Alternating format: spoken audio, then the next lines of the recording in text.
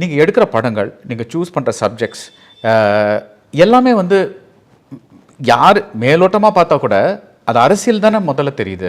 So டெஃபினட்டாக அதுதானே முதல்ல வந்து பாதிக்கும். அதை பேசத்தானே செய்வாங்க. இல்லை, அது கரெக்ட். அது பொதுமக்கள் பேசுகிறாங்க, அதை அக்செப்ட் பண்ணிக்கிறேன். அது அரசியல் பேசுகிறது தப்புங்க. அரசியலும் அழகியல் தான். நீங்கள் அரசியல் வந்து நம்ம நினைக்கிறோம் முரண் அப்படிலாம் அதிகம்.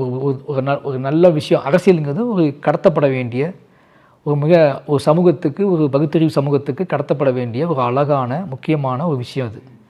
அது வந்து காலங்காலமாக நீ நல்ல முறையில் கடத்திக்கிட்டே தான் இருக்கணும். அழகியலுங்களும் அதுவும் சேர்ந்தது தான். பட் என்ன பிரச்சனை அப்படின்னா, இங்கே நான் ஒரு ஃபிலிம் மேக்கராக நான் சொல்கிறது வந்து கிரிட்டிக்ஸ்கிட்ட பேசும்போது, இப்போ என்னோடய அரசியலை பேசுறதுக்கு என்னோடய பார்வையாளர்கள் இருக்காங்க, என்னோடய பொதுமக்கள் இருக்காங்க, சம்மந்தப்பட்ட நண்பர்கள் அவங்களாம் பேசுகிறாங்க. பட் கிரிட்டிக்ஸ் பேசும்போது நான் ஏதாவது லேண்ட் பண்ணிக்கும் போது, இப்போ எனக்கு என்ன ஆசை இருக்கும்ல, என்னோடய ஷார்ட் டிவிஷனை பற்றி நான் லேண்ட் பண்ணிக்கிறதுக்கு, இப்போ நான் அடுத்தடுத்து நான் என்னோடய கிராஃப்டை நான் வந்து மெருகேற்றிக்கிறதுக்கு இப்படி சில விஷயங்கள் இருக்குது.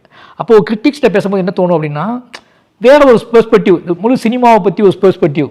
இப்போ அரசியலுங்கிறது ஒரு 2 கேள்வி இருக்குது, 3 கேள்வி இருக்குன்னா, என்னோடய சினிமாவுக்குள்ள இன்னும் நிறைய விஷயங்கள் இருக்குது. இந்த அரசியலை இந்த வடிவமத்துக்கு நீங்கள் எப்படி மாற்றினீங்க, இந்த அரசியலுக்குள்ள இந்த மனிதர்கள், இந்த நிலம், இந்த இந்த இந்த கலர் டோனு, இந்த மியூசிக், இந்த விஷயங்களை எப்படி சூஸ் பண்ணீங்க அப்படின்னு ஒரு விஷயம் இருக்குது.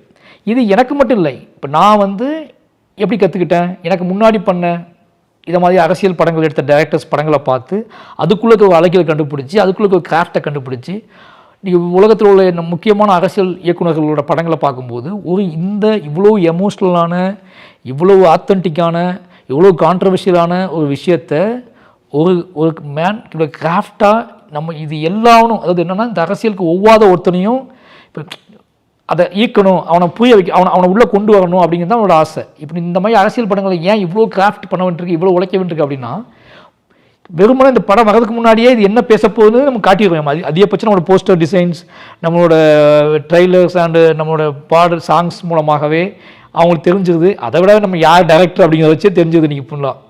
இதை தாண்டி அவன் வந்தாது அப்படிங்கிறது நம்மக்கிட்ட ஏதோ ஒன்று இருக்குன்னு நம்புகிறோம்ல, அது என்ன, அது என்னோட கிராஃப்ட். அவன் தவிர்க்க முடியாத ஒரு சினிமா மொழி கண்டுபிடிச்சனால அப்படி பார்க்குறவங்க நிறைய பேர். அப்போ கொஞ்சம் கொஞ்சமாக அவனுக்கு ஃபீட் ஆகிட்டே வரும். ஒரு கட்டத்துக்கு மேலே என்ன ஆகும்னா, என்னை அவங்க ஏற்றுக்கொள்ள வைக்கணும் அப்படிங்கிறது என்னோடய ஆசை. அப்போ நான் என்னை ஏற்றுக்கொள்ள வைக்கிறதுக்கு நான் பண்ணுறதே கிராஃப்ட் தான்.